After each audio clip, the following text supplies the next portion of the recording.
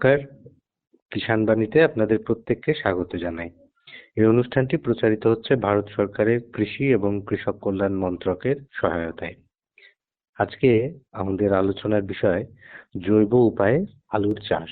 এ বিষয়ে আলোচনার জন্য আমার সঙ্গে বিশেষজ্ঞ হিসেবে রয়েছেন ডক্টর সানন্দা মণ্ডল, সহকারী অধ্যাপিকা, উদ্ভিদ শরীরতত্ত্ব বিভাগ, পল্লী শিক্ষা ভবন, বিশ্বভারতী। নমস্কার সানন্দাদি, অনুষ্ঠানে আপনাকে স্বাগত জানাই। আর যে সমস্ত শ্রোতা বন্ধুরা আমাদের সঙ্গে অনুষ্ঠান শুনছেন তাদের ক্ষেত্রে একটা বিষয় বলতে চাই যে আজকের আমরা যে আলোচনাটি করব সেটা হচ্ছে যে জৈব পদ্ধতিতে কেমন করে আলুর চাষ করব। আলুর চাষের ক্ষেত্রে সাধারণত চাষি বন্ধুরা প্রচুর পরিমাণ রাসায়নিক সার ব্যবহার করেন, যা ফসল এবং প্রকৃতি দুটোর জন্যই খুব ক্ষতিকারক। তাই আলু চাষ যে জৈব পদ্ধতিতে করা সম্ভব সেই বিষয়টাই আমাদের আজকের আলোচনার মূল উদ্দেশ্য। প্রথমে আপনার কাছে একটা বিষয় জানতে চাই, সেটা হচ্ছে যে জৈব চাষ বা জৈব উপায়ে আলুর চাষের কি কি গুণাবলী রয়েছে সেই বিষয়টা যদি একটু জানান। জৈব চাষ কিছুই না, যে কোনো জৈব উপাদান আমরা মাটিতে দিয়ে সেই জৈবিক পদার্থের সাহায্যে অন্য কোনো রাসায়নিক সার প্রয়োগ না করে যদি আমরা চাষ করি তাহলে সেটাকেই আমরা জৈব চাষ বলবো। আর জৈব চাষের গুণাবলীতে আসি, তাহলে আমাদের চাষি ভাই এবং বোনেরা সকলেই জানেন যে জৈবিক উপায়ে চাষ করলে পরে তার গুণাবলীতে সবার আগে আগে আমরা আমাদের নিজেদের স্বার্থটা বলি, সেটা যেটা আমরা সবসময় আজকাল সব জায়গায় দেখছি, টিভিতেও অ্যাডে আসছে কি হেলদি আর কেমিক্যাল ফ্রি ফুড। আমরা সব জায়গায় টিভিতে এখন এটা অ্যাড দেখছি। তার মানে হচ্ছে যে আমরা যদি জৈবিক উপায়ে চাষ করি, সর্বপ্রথম আমরাই তাতে উপকৃত হব। আমরা যে চাষের থেকে যে জিনিসটা পাবো, সেটা সবজি হোক, ফল হোক কিংবা দানাশস্য হোক, যাই আমরা পাই না কেন, সেটা স্বাদে, বর্ণে এবং গন্ধে সমৃদ্ধ হবে। তো সেটা আমাদের স্বাস্থ্যের জন্য সবথেকে ভালো। সেখানে কোনো আমরা পেস্টিসাইড, কোনো রাসায়নিক সার, মানে আমরা কেমিক্যাল ফ্রি একটা চাষ করব। রাসায়নিক মুক্ত যে চাষ তার যে ফসল এবং তার গুণাবলী সব সময়ের জন্য অনেক ভালো। অনেক ভালো, এবং সেটা বাজারে আমরা কিন্তু অনেক চড়া দামে সেটাকে বিক্রি করছি। সেটার দাম সুতরাং কিন্তু কেমিক্যাল সহ সারের যে সামগ্রী হুম, বাজার থেকে কিনছি, তার থেকে কিন্তু এটি তার গুণাবলীতে এবং তার টেস্ট হিসেবে এবং আমাদের হেলথ বেনিফিটের দিক দিয়ে সব থেকে কিন্তু সর্বোচ্চ মান। এর থেকে বেশি মানের কিন্তু আমরা ফসল কেমিক্যাল দিয়ে কিন্তু পেতে পারি না। হ্যাঁ, আর একেবারেই তার সঙ্গে যেটা আরো একটা জিনিস, যে এইটার কিপিং কোয়ালিটি কিন্তু সব থেকে বেশি, মানে আমরা অনেক বেশি দিন পর্যন্ত এই ফসলটাকে নিজেদের বাড়িতে ফ্রিজ ছাড়া রাখতে পারবো, কিন্তু সেটা ফল সবজি হলেও আপনারা এটা কিন্তু করে দেখতে পারেন। এটা কিন্তু আমি করে দেখেছি, সেই কারণেই বলছি। আমরা বাজার থেকে দেখবেন সবজি আজকাল কিনে নিয়ে আসলে খুব অনায়াসেই ওটা পচে যায়। তা ১-২ দিন রাখার পরেই আমরা আর খুব বেশি দিন রাখতে পারি না। তো আমাদের স্বার্থ হিসেবে যদি দেখি, আমাদের প্রাপ্য অর্গানিক কাল্টিভেশন থেকে, জৈব পদ্ধতিতে চাষবাসের থেকে এটাই, যে আমরা উন্নত মানের, ভালো স্বাদের এবং বর্ণ এবং গন্ধ সমৃদ্ধ, মানে টেস্ট যেটাকে আমরা বলি, টেস্টি ফুড, তার সঙ্গে আমরা খুব অনেক দিন পর্যন্ত তাদেরকে রাখতে পারছি বাড়িতে, তার গুণাগুণ মেনটেন করে। এইগুলো হলো আমাদের স্বার্থের দিক। এবং সেটিকে বাজারে আমরা যদি চাষি ভাইদের দিকটাই ভাবি, তারা কিন্তু অনেকখানি লাভবান হবেন, কেন কি এই ফসলটিকে তারা চড়া দামে বিক্রি করতে পারবেন। এবার আসি আমাদেরটা ছেড়ে যদি আমরা একটু প্রকৃতির দিকে দেখি, তাহলে সবার আগে তো প্রকৃতিতে আমরা আমাদের মাটিকেই মা বলে জানি। তো সবার আগে আমাদের মাটিকে ভালো রাখতে হবে, তবেই তো আমরা উন্নত মানের ফসল পাবো। তো একেবারে অর্গানিক যদি দিই, জৈবিক সার যদি আমরা মাটিতে প্রয়োগ করি, সবার আগে যেটা মাটির মধ্যে কিন্তু তার যে একটা নিউট্রিয়েন্ট ধারণের যে ক্ষমতা, সেইটা অনেক অংশে বেড়ে যাবে। তার সঙ্গে সঙ্গে তার মধ্যে আমরা যেমন ধরুন চাষি ভাইরা কি করছেন, যে ম্যাক্রো নিউট্রিয়েন্টস দিচ্ছেন, মানে এনপিকে দিচ্ছে, হ্যাঁ, তার সঙ্গে সঙ্গে মাইক্রো নিউট্রিয়েন্টস দিচ্ছে, যেটা অনুখাদ্য। তো এবার যদি শুধুমাত্র জৈব সার দেওয়া হয়, তাহলে এইগুলো আলাদা করে কোনো কিছুই প্রয়োগ করতে হবে না। তার মধ্যেই সমস্ত কিছু রয়েছে, সমস্ত গুণাবলী রয়েছে, যেটা মাটিকে সমৃদ্ধ এবং সম্পূর্ণ করবে। তার সঙ্গে যেটা অ্যাডিশনাল, মানে উদ্বৃত্ত আমাদের তার সঙ্গে পাওনা, সেটা হচ্ছে যে মাটির জল ধারণ ক্ষমতা কিন্তু অনেকাংশে বেড়ে যাবে। এইটি হলো আরেকটি দিক। তার সঙ্গে সঙ্গে যেটা জৈব সার আমরা প্রয়োগ করলে যেটা পাই, সেটা হচ্ছে যে আমরা আমাদের মাটির মধ্যে যে অনেক রকমের মাইক্রো অর্গানিজম থাকে কিংবা বন্ধু অণুজীব। পোকামাকড় থাকে, হ্যাঁ।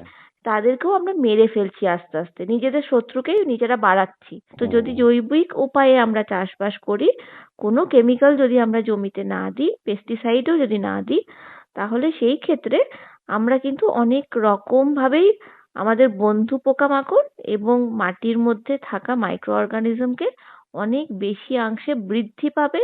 এবং মাটিতে আজকাল কেঁচো দেখা যায় না বললেই চলে, কেঁচোরও কিন্তু আনাগোনা অনেক বাড়বে। আমরা তার হুম। জন্য কেঁচো সার তৈরি করছি, মাটিতে কেঁচো সার প্রয়োগ করছি, কিন্তু কেউ এটা ভাবছি না যে যদি মাটির মধ্যেই আমরা অর্গানিক্যালি আমরা কেঁচো তৈরি করতে পারি, যেটা আগে ছিল, হুম। তাহলেই তো তার মাটির গুণাগুণ বাড়বে। কারণ কি, কেঁচো তার মধ্যে দিয়ে দিয়ে সুড়ঙ্গ করে করে চলাফেরা করে, বসবাস করে। তো হুম। সেখানেই সুন্দরভাবে বাতাস চলাচল করবে। তার সঙ্গে সঙ্গে মাটির মধ্যে জল ধারণ ক্ষমতা বাড়বে।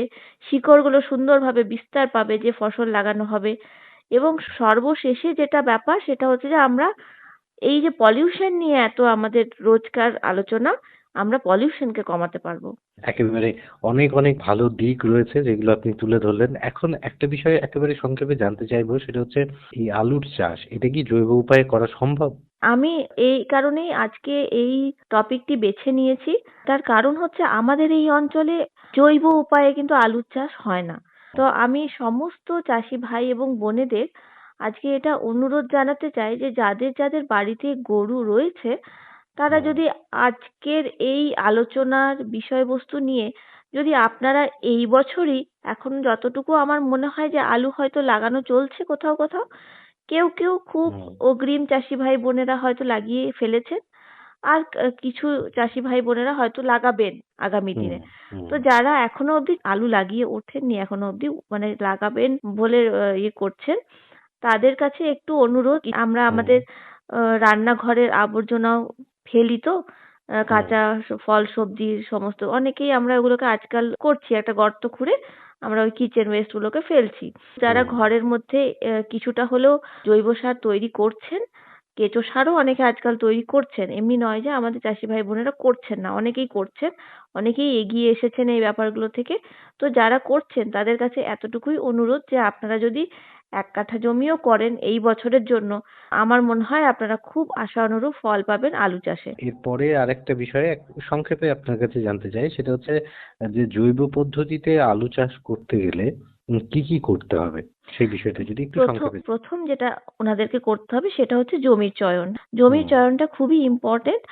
আর যে ভ্যারাইটিটা এখানে আমাদের আঞ্চলিকভাবে লাগানো হয়, যে চাষি ভাই বোনেরা যে ভ্যারাইটি লাগান আপনারা সেটাই লাগান।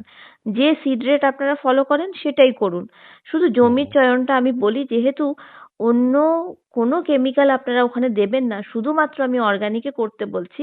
সেই কারণে বর্ষার এই যে হুম। সিজনটা আমাদের পেরিয়ে গেল, খারিফ সিজনটা, যারা ডাল শস্য চাষ করেছেন, আপনারা একটু অনুরোধ আমার যে সেই জমিটিকে আপনারা সিলেক্ট করুন আলু চাষের জন্য। তাতে কি হবে, যে ডাল শস্য যারা চাষ করেছেন, ডালের এমন একটি ক্ষমতা থাকে যারা আমাদের বাতাসের নাইট্রোজেনকে নিজেদের শিকড়ের মধ্যে ওরা ধরে রাখতে পারে, ওদের ধারণ ক্ষমতা হুম। আছে। তো হুম। যখনই আপনি ডাল শস্যকে তুলে ফেললেন, তখন তাদের শিকড়টা মাটির মধ্যে নাইট্রোজেনটাকে কিন্তু ছেড়ে দেয়। তাহলে হুম। মোটামুটি আপনি প্রথমেই যখনই আলুটা লাগাবেন, তার মোটামুটি ২০ থেকে ৩০ দিনের মাথাতেই ওই জমির মধ্যেই এক হুম। হেক্টর জমিতে মোটামুটি ২০ থেকে ৪০ কিলোর মতো একটা নাইট্রোজেন সাপ্লাই কিন্তু ওরা দিতে পারে। সেটা বিভিন্ন জাতের ডাল শস্যের ক্ষেত্রে সেই অনুপাতটা কিন্তু বাড়তেও পারে। হ্যাঁ? সেটা কোথাও গিয়ে হুম। ৫০ কিলো হয়, কোথাও কোথাও ৬০ কিলো হয়।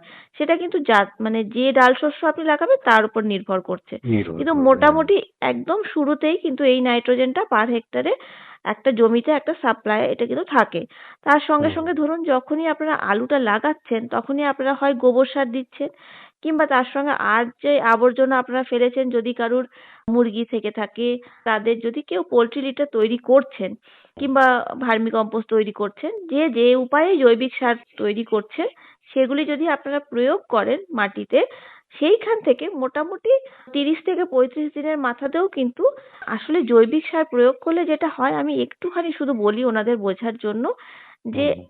যখনই কোনো গোবর সার কিংবা কোনো জৈবিক সার মাটিতে প্রয়োগ করবেন, তার একটি পদ্ধতি হয়, সেটাকে বলা হয় মিনারেলাইজেশন। মিনারেলাইজেশনে কি হচ্ছে, এই যে আমি বললাম যে অনেক জমির মধ্যে আমাদের চোখে দেখা যায় না এমন আমাদের জীবজন্তু আছে, তাদেরকে হুম, আমরা মাইক্রো অর্গানিজম বলি। তারা কি করে, ওই জৈবিক পদার্থটাই হচ্ছে তাদের খাবার। তারা ওগুলোকে খায়, হুম, খাওয়ার পরে তারা মরে যায়। তাদের লাইফ সাইকেলটা খুব ছোট। মরে যাওয়ার পরে হুম, সেই যে নিউট্রিয়েন্টসটা ওরা মাটির মধ্যেই ছেড়ে দিল, সেটাই আমাদের গাছ নেয়। সেখানে আমরা আলু চাষের ক্ষেত্রে দেখে থাকি যে ৮০ থেকে ১৪০ কিলো মতো নাইট্রোজেন পার হেক্টরে লাগে। তাহলে হুম, প্রথমেই আমরা ডাল শস্য থেকে অনেকটা পেয়েছি। ধরে নিলাম আমরা ৫০ কিলো পেয়েছি। খুব ভালো একটা আমরা শস্য লাগিয়েছিলাম তার জন্য। তারপরে হুম, আবার এইখানেও একটা আমরা ১ম ধাপেই পেলাম মোটামুটি ২০ থেকে ৪০ কিলোর মতো। তারপরে কিভাবে আমাদের মিনারেলস গুলো কিংবা নিউট্রিয়েন্টস গুলো গোবর সার থেকে কিংবা আর কোনো জৈবিক সার থেকে বেরিয়ে আসে। যখনই আলুতে আমরা চাপান দিই, মানে চাপা দিই, গোড়াটাকে হুম, চাপা দিই, তো আমরা দুবার আমাদের এই প্রসেসটা হ্যাঁ, করা হয়, ২ থেকে ৩ হ্যাঁ, বার। যখন ১ম বার চাপা দিচ্ছি তখন আবার মাটিটা উলটপালট করা হলো। উলটপালট করার জন্য আবার সেই মিনারেলাইজেশন প্রসেস স্টার্ট হলো। তখন সেই ক্ষেত্রে আবার দেখা যাবে আবার ২০ থেকে ২৫ দিনের মাথায় আবার কিন্তু অনেকাংশেই, মানে মোটামুটি একটা ধরে নেওয়া হয় আবার ১৫ থেকে হুম, ২০ কিলো নাইট্রোজেন, তার সঙ্গে অনুপাতে পটাশিয়াম এবং ফসফরাস সমস্ত কিছুই কিন্তু গাছ পেল। তার সঙ্গে হুম, অনুখাদ্যও কিন্তু ওই গোবর সারে কিংবা জৈবিক সারের মধ্যে রয়েছে। কিচ্ছু হুম, আলাদা করে দিতে হবে না। আবার যখন আপনারা ২য় বার চাপান দেবেন, সেটাও ধরুন আবার আপনারা ২০-২৫ দিন পরেই জিনিসটা করবেন। তাহলে হুম, সেই ক্ষেত্রেও কিন্তু দেখা যাচ্ছে আবার ধীরে, ধীরে, ধীরে, ধীরে যতবার আপনি মাটি উলটপালট করছেন, ততবার কিন্তু সেই ক্ষেত্রে সেই সেইম প্রসেস চলছে এবং মাটি থেকে কিন্তু আলু তার পর্যাপ্ত পরিমাণে যে খাবার, সে খাদ্য কিন্তু ঠিক পাচ্ছে। আপনারা হুম। একবার একটুখানি জমিতে করে দেখুন। পরের বছর না হয় আশানুরূপ ফল পেলে আরো একটু বেশিতে করবেন। খুব সুন্দরভাবে আপনি ব্যাখ্যা করেছেন। আমাদের কাছে সময় আর একেবারেই নেই। শুধু একটা বিষয় এক্কেবারে সংক্ষেপে জানতে চাইবো, সেটা হচ্ছে যে জৈব পদ্ধতিতে যদি চাষ করেন সেক্ষেত্রে সেচের পরিমাণ কম লাগার কি সম্ভাবনা রয়েছে? হ্যাঁ, সেচের বিষয়টা হ্যাঁ। যদি একেবারে আপনারা সংক্ষেপে। সেচের হুম, ব্যাপারটা বলি, যে আমি যে এই যে বললাম যে যদি আমি জৈবিক সার দিই তাহলে কিন্তু জল ধারণ ক্ষমতা মাটির বাড়ছে।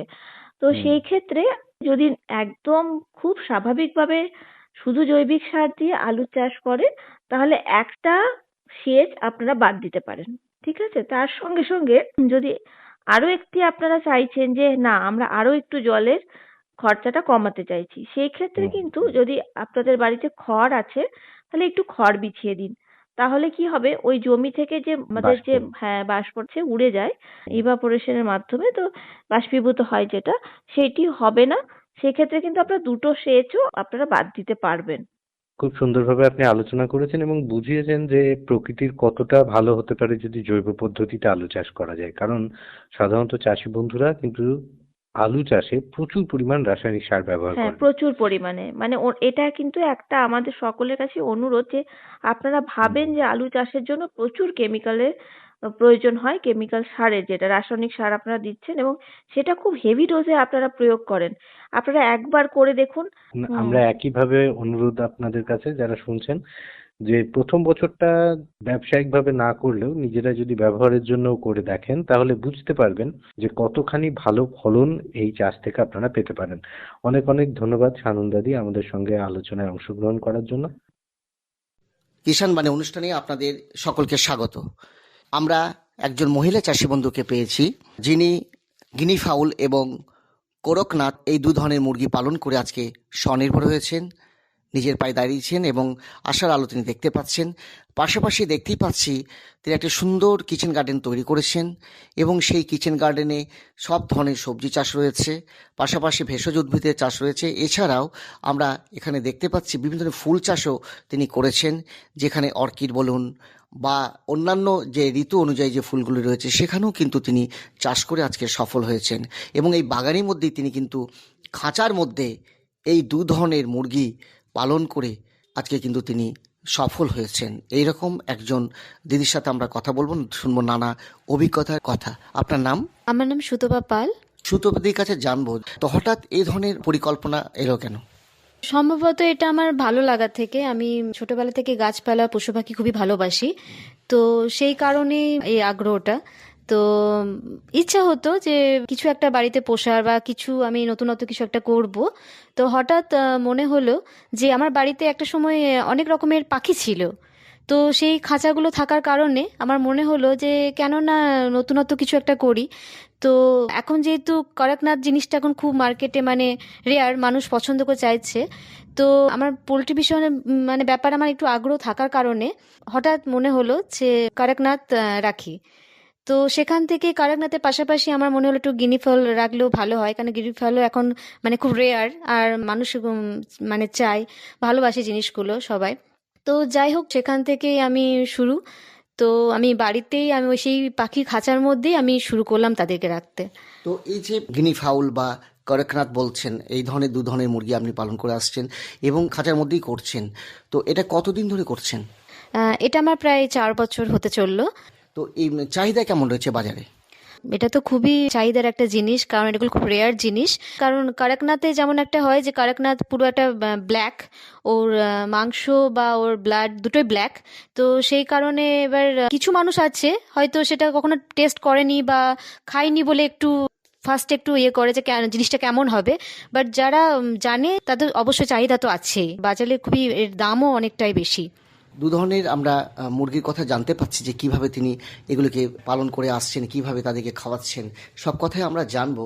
আরেকটা বিষয় হচ্ছে যে বিশেষ করে এদের তো বিশেষ যত্ন নিতে হয়, এবং আমরা বাজারে যেগুলো হাঁস মুরগি দেখে থাকি সচরাচর, যেগুলো দেশি মুরগি বা দেশি হাঁস বলে থাকি, কিন্তু এটা হচ্ছে গিনি ফাউল বা করকনাথ, একটু অন্য জাতের মুরগি। তো এদের বাচ্চা কোথা থেকে পান? অ্যাকচুয়ালি এদের বাচ্চা বলতে আমি একজন ফার্মারের কাছ থেকেই কড়কনাথের বাচ্চা আমি পেয়েছিলাম ফার্স্ট। তো সেখান থেকে আমার বাড়িতে আমি ইনকিউবেটর মেশিনে ডিম হ্যাচ করে, কারণ এরা তো একটু বড় হওয়ার পর 3 থেকে 4 মাস বয়সের মধ্যে এরা ডিম দিতে শুরু করে। তো বাড়িতে আমি হ্যাচিং করে বাকি বাচ্চাদেরকে আমি তুলি। তো এইভাবে আস্তে আস্তে আমার বাড়ে। কতগুলো খাঁচা আছে? আমার 4টে আমার খাঁচা আছে, এবার সেটা পরপর আমার সেট করা আছে। তো এক একটা খাঁচাতে হয়তো 2টো মুরগি বা একটা মোরগ এইভাবে আছে। আর গিনি ফাউল আমার কাছে 6-7টা আছে। তো তারা ডিম পারে, বাট তাদের আমি ডিম এখন হ্যাচ করিনি। তো ইচ্ছা আছে সেটাও আমার খুব তাড়াতাড়ি করার। আচ্ছা, এই যে 4টি খাঁচা রয়েছে এবং সেখানের মধ্যে একটি পুরুষ এবং একটা স্ত্রী, দু ধরনের এখানে মুরগি রয়েছে, সেক্ষেত্রে আপনার এর আগেও তো অনেকগুলো করকনাথ বা গিনি ফাউল ছিল। হ্যাঁ, আগে আমার অনেক ছিল, কিন্তু আমি সেগুলো আমি সেল করি, মানে এটা ভালো লাগার সাথে সাথে এটা আমি একটা মানে আমার ব্যবসায়িক হিসাবেও জিনিসটাকে আমি বেছে নিয়েছি। কারণ এটা যেহেতু প্রচুর মার্কেটে ডিমান্ড, তো মানুষ সবাই জিনিসটা টেস্ট করতে চায় বা চায়, তো সেই কারণে মানে নতুন ভাবে তৈরি করি, আবার সেটা হয়তো বিক্রি হয়, বড় হয়, এইভাবেই চলছে। তো এই যে দু ধরনের মুরগি আপনি পালন করছেন, বিশেষ করে এদের তো বিশেষ যত্ন নিতে হয়, পরিচর্যার দরকার হয়, কি ধরনের পরিচর্যা করে থাকেন? পরিচর্যা বলতে করকনাথ হচ্ছে খুবই হার্ডি একটা পাখি। তো যার জন্য পরিচর্যা বলতে এদের একটু শীতকাল বা একটু মানে বর্ষাটা, এই দুটো সিজন একটু খেয়াল রাখতে হয় যেন কোনো রকম যেগুলো ফ্লু ভাইরাস হয় সেগুলো এই সময় এগুলো অ্যাটাক করে। তো যেমন রানীক্ষেত, তারপরে নানা রকম এই ঠান্ডা এলাকা নানা রকম ব্যাকটেরিয়াল যে ইনফেকশন বা এগুলো যেগুলো হয়ে থাকে, তো সেগুলোর জন্য অনেক রকমের মেডিসিনও আছে। আর এমনি ন্যাচারালি তো মানে ক্যালসিয়াম এগুলো তো কন্টিনিউ করতেই হয়। যেহেতু অনেক প্রাণী বিশেষজ্ঞ আছেন, অনেক তাদের কাছ থেকে আমি অনেক পরামর্শ নিয়ে থাকি। তো যে কারণে আমার মুরগির সেরকম সমস্যা হয় না, কারণ আমি অনেক আগে থেকে সেই প্রিপারেশনটা নিয়ে রাখি। অনেক কিছু যে হোম রেমেডিস যেগুলো হয়, যেগুলো আমরা মানুষেরাও যেগুলো ব্যবহার করি, কাড়া বানিয়ে খাই, তাদেরকেও জলের সাথে সেটা মিশিয়ে খাওয়ানো হয়। অনেক কিছু প্রিপারেশন নিই, যে কারণে আমার কোনো ভাইরাস আজ পর্যন্ত এখন অবধি আমার কোনোদিনও হয়নি। তবে বলে তারও অবশ্যই নিশ্চয়ই তারও প্রতিকার আছে। আর এদের কি কি খাবার দেন? এদের খাবার বলতে এদের তো ফিড পাওয়া যায় মার্কেটে। তো যেটা ফিড হয় ওদের, তো সেই ফিড দিই। আর তার সাথে যেমন ধান, ভুসি, তারপরে তার সাথে তো অনেক রকম খাবার মিক্স থাকে, যেমন সোয়া চাংসে যেটা ডাস্ট মিক্সড করি, ক্যালসিয়ামের জন্য ডিমের খোসার গুঁড়ো, হ্যাঁ, বা হাড় গুঁড়ো, বা তার সাথে অনেক রকম জিনিস মানে ভেষজ যেগুলো হয়, যেমন হয়তো সজনে পাতা গুঁড়ো, নিম খোল, যেটা অনেক কিছু এগুলো দিতে হয়, কারণ মানে তবেই পাখি হেলদি এবং অনেক ব্যাকটেরিয়াল থাকে। এখন তো শীতকাল, প্রচন্ড ঠান্ডা পড়ে গেছে, তো এদের বিশেষ কি কোনো যত্ন নিতে হয় এই সময়? যত্ন বলতে সেরকম কিছু নয়, একটু খেয়াল রাখতে হবে যে হ্যাঁ যেন কোনো কারণে একটু ঠান্ডা ঠান্ডা না লেগে যায়। হয়তো যেখানে আমার পাখি আছে সেখানে আমি একটা গার্ড রাখবো, যেটা আমার দরকার পড়লে আমি সেই হয়তো হাওয়া চলাচলে যাতে সেটাও নজর রাখবো, আর যাতে যাতে ঠান্ডা না লেগে যায় সেটার ব্যাপারেও আমি খেয়াল রাখি। আর যেটা বললাম যে কাড়াটা তো খুবই দরকার শীতকালটা, আর তার সাথে সাথে যেটা আমাদের রসুন আদা এগুলো খাবারের সাথে মিক্স করি, কারণ এগুলো খেলে ওরা ঠান্ডা লাগা থাকে এগুলো থেকে বা ঠিক থাকে। আর এদের যে মলটা থাকে তো সেটাও আমি এক জায়গায় স্টোর করে সেটা আমি আমার যে মানে সবজি হোক বা বা যেসব গাছগাছালি আছে বাগানে তো সেগুলোতে আমি ব্যবহার করে থাকি, কারণ এটা খুবই ভালো একটা সার। এটা মানে এটা দিলে আর অন্য কোনো সারের দরকারও পড়ে না, খুবই ভালো এটা গাছের জন্য। তো যেটা খুব সামান্য হয়তো দরকার পড়ে, কিন্তু মাটি চরম উর্বর হয় এবং গাছও খুব ভালো হয়, খুব তাড়াতাড়ি বাড়ে। আরেকটা বিষয় জানবো যে এদের তো বিশেষ যত্ন তো নিতেই হয়, যেহেতু অন্যান্য রাজ্য থেকেও এগুলো আসে আর কি, যেমন করকনাথ বা গিনি ফাউল যেটা বলছেন, তো বিশেষ যত্ন দরকার হয়ে থাকে। তো পাশাপাশি যেটা প্রয়োজন যে এদের তো খাবার একটা তো আছেই, সেটা তো আপনি বিশেষজ্ঞদের পরামর্শ অনুযায়ী দিয়ে থাকেন বা খাইয়ে থাকেন। যখন ডিম ফুটে বাচ্চা বের হয় তখন তো কিভাবে তাদের খাওয়ান, তারা তো নিজে খেতে পারে না। বাচ্চা যখন ছোট থাকে তখন হয়তো যে দানাটা হয় সেটা হয়তো আমি একটু গুঁড়ো করে দিলাম, বাচ্চা নিজে খায়, বা অনেক সময় হয়তো পালক দিয়ে মানে চামচের মতো করে মুখে ভরে দিলেও বাচ্চা খেয়ে নেয়। আর বাচ্চা ছোট থাকাকালীন তাকে একটা টেম্পারেচারের মধ্যে রাখতে হয়, কারণ যতক্ষণ না বাচ্চাটা বড় হচ্ছে ততক্ষণ সেই টেম্পারেচারটাকে মেনটেন করতে হয়, নাহলে ঠান্ডা লেগে যাওয়ার চান্স থাকে, বাচ্চা মরে যাওয়ার চান্স থাকে। তো এটা খুবই খেয়াল রাখা দরকার। মোটামুটি অন্তত বাচ্চাটা 1 মাস যতক্ষণ না বয়স হচ্ছে সেটা খুবই রুম টেম্পারেচারটা খুবই মেনটেন করা দরকার। তো এই 1 মাস যখন বয়স হয় তখন ওজন কতটা হয়? তখন সেই মতো তো ওজন করা হয় না, তবে আন্দাজ মতো 400-500 গ্রামের মতো হয়েই যায়। এবার সেটা যখন 1.5 কিলোতে পৌঁছায় তখন সেটাকে সেল করে দিই। তারপর বাজারজাতকরণের কোনো সমস্যা নেই, বাড়ি থেকে নিয়ে চলে যায়? না, সেটা সমস্যা হয় না, কারণ আমার যখন যেমন মানুষ ডিমান্ড করে মানে সেরকম আছে ব্যবস্থা, আমি সেভাবে তাদেরকে আমি দিয়ে থাকি। আমার বাড়ি থেকে নিয়ে চলে যায়? হ্যাঁ, নিয়ে চলে যায়। এবং সেখানে চাহিদা তো রয়েছেই। এবং পাশাপাশি যেটা জানবো যে এর মল থেকে আপনি কিছুটা দেখেছি ফুল চাষও করেছেন, যদি বিষয়ের বাইরে, তবু একটু জানবো আপনার কাছে যে অর্কিড চাষ করেছেন দেখলাম, তো এটা কিভাবে করেছেন? অর্কিড চাষ বলতে অর্কিড তো মাটির গাছ নয়, ওটা অর্কিড তো খোলা জায়গায় থাকে। অর্কিড মানে কোকোপিট দিয়ে অর্কিড, মানে অর্কিডের যে কারণ হচ্ছে যে অর্কিড যে ওর যে শিকড়গুলো থাকে সেগুলো বাতাস থেকে মানে শোষণ করে থাকে। অর্কিডে যে জলটাও দেবো আমি, সেই জলটা যাতে মাটি না থাকার জন্য অর্কিডের জলটা একটু ভালোভাবে দিতে হয়, যাতে তার শিকড়গুলো ভালো করে জল টানে আর অনেকক্ষণ জলটা ধরে রাখতে পারে। আর মাটিতে অর্কিড দিলে শিকড় পচে যাবে, কারণ অর্কিড পুরো একটা ফাঁকা জায়গা যেখানে বাতাস চলাচল ভালো হবে সেরকম জায়গার গাছ। যদি কেউ চেয়ে থাকে তো অবশ্যই সবাই এটা করতে পারে, কারোর যদি এটা ভালো লাগা থেকে থাকে, কারণ আমি নিজে সেটা করছি যে হ্যাঁ, বাড়িতে থেকেও যে মুরগি পালন করা যায় সেটা মানে চাইলে এটা সম্ভব। আমি যেমন একটা খাঁচাতে রেখেই যেমন পালন করছি, সেখান থেকে আয় করছি, আর অবশ্যই আমি সেটা থেকে আমি ভালো রকমই মানে সাকসেস পেয়েছি। কেউ যদি চেয়ে থাকে তো অবশ্যই তিনি বাড়িতে থেকে এটা করতে পারেন, আর এটা করতে পারলে খুবই ভালো, খুবই ভালো আয় হয় এর থেকে। তো সবাই চাইলে ভালোই রোজগারের পথ এইভাবে বেছে নিতে পারে। এই করকনাথ বা গিনি ফাউল মুরগি পালন করেছেন, তো এদের ডিমও কি বিক্রি করেন? হ্যাঁ, অবশ্যই এদের ডিমের চাহিদাও আছে। এমনও অনেক মানুষ আছেন যারা রেয়ার জিনিস ভালোবাসেন, মানে সেরকম তাদেরও ডিমান্ড থাকে যে হ্যাঁ, করকনাথের ডিম খুবই চাহিদার একটা জিনিস। তো যেহেতু মার্কেটে সব মানুষের যে জানা নেই বলে খোলা বাজারে হয়তো সব জায়গাতে নাও এটা বিক্রি হতে পারে, যারা জানেন তারা নিশ্চয়ই জানবেন যে হ্যাঁ, তারা খোঁজ করেও থাকেন এটা কোথায় পাওয়া যায়। তো এমন মানুষও আছেন যারা এই রেয়ার জিনিস ভালোবাসেন। তো আর এখন তো এটা অনেক ছড়িয়ে গেছে, যেটা আগে ছিল না। তো মানুষ এটা ডিমান্ডের জিনিস খুবই। আমরা এমন একজন মহিলা চাষি বন্ধুকে পেয়েছিলাম যিনি গিনি ফাউল এবং করকনাথ মুরগি পালন করে আজকে নিজে স্বনির্ভর হয়েছেন, নিজের আশার আলো দেখতে পাচ্ছেন। আগামী দিনেও তিনি কিন্তু এটাকে আরও বড় করে করার তার পরিকল্পনা রয়েছে। এতক্ষণ এই অনুষ্ঠানটি শুনলেন ভারত সরকারের কৃষি এবং কৃষক কল্যাণ মন্ত্রকের সহায়তায়। সকলকে ধন্যবাদ জানিয়ে আজকের মতন কিষাণ বাণী অনুষ্ঠান শেষ করছি।